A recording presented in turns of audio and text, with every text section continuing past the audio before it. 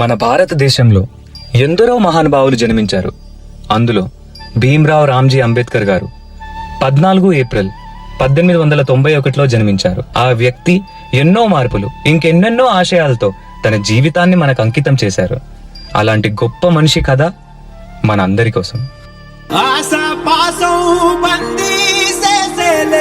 సాగే కాలం ఆడే ఆటేలే తీరా తీరం సేరేలోగానే ఏ తీరవునో. నమస్కారం మాస్టారు.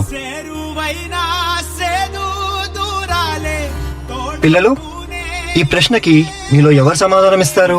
నేను చెప్తాను మాస్టారు. భీమ్రావ్, ఆగిపో. నువ్వు ఆ బల్లాన్ని తాకితే దాని వెనకాల ఉన్న మా భోజనం మైలైపోతుంది. నువ్వు కూర్చో. నువ్వు వెళ్ళి రాయి భీమ్రావ్.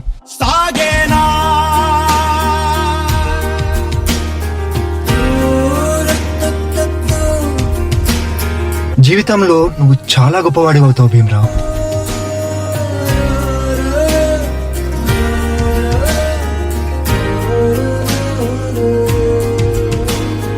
నీ వల్ల మా భోజనం మైలైపోయింది. ఇది కూడా నువ్వు పెట్టిను. సిగ్గుముళ్ళు గప్పి రంగులీనుతున్న లోకమంటే పెద్ద నాటకమే, తెలియకనే సాగే కథను. నీవు పెట్టుకున్న నమ్మకాలు అన్ని పక్కదారి బట్టి పోతుంటే కంచికి నీ కథలే దూరం. నీ చేతుల్లో ఉంది, చేతల్లో చూపించి ఎదురేగి సాగాలిగా.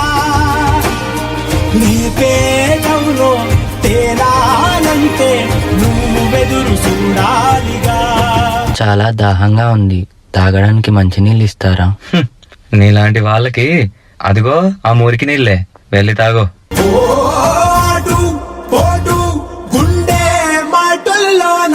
మనుషుల్ని మనుషుల్లా చూడండి, పశువుల్లా కాదు.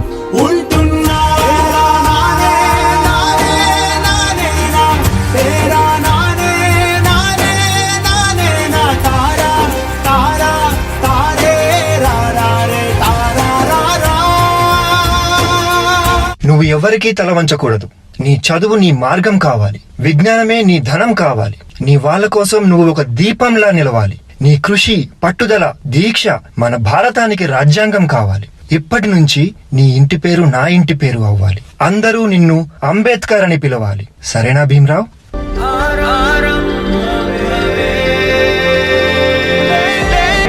ఎంతమంది తనని తక్కువగా చూసినా చదివే లోకంగా మార్చుకొని మెట్రిక్ సాధించాడు.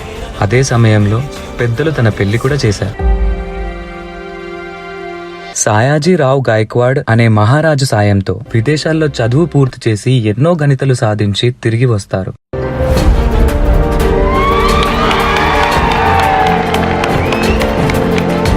బాబా, ఇన్ని సంవత్సరాలు గడిచినా ఈ ప్రజలు మారలేదు, మా బ్రతుకులు మారలేదు. ఎలాగైనా మా తలరాత్రులు మార్చే దేవుడివి నువ్వే కావాలి బాబా.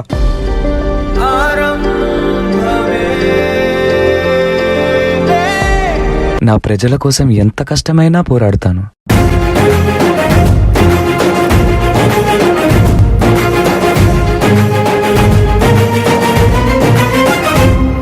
భారత రాజ్యాంగం యొక్క మూసాయుధ కమిటీ అధ్యక్షుడిగా మిమ్మల్ని ఎన్నుకోవడం మాకు చాలా సంతోషంగా ఉంది.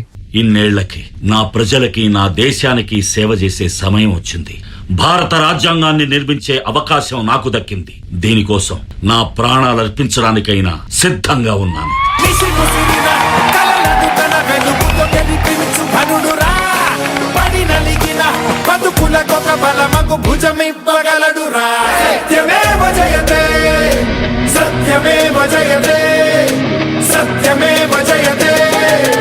అంబేద్కర్ ని ఒక ప్రాంతానికో, ఒక కులానికో, ఒక మతానికో పరిమితం చేయలేం.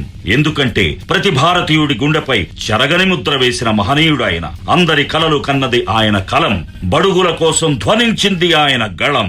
భారతదేశంలో రాజ్యాంగం ఉన్నంత వరకు ఆయన మన మధ్య బతికే ఉంటాడు.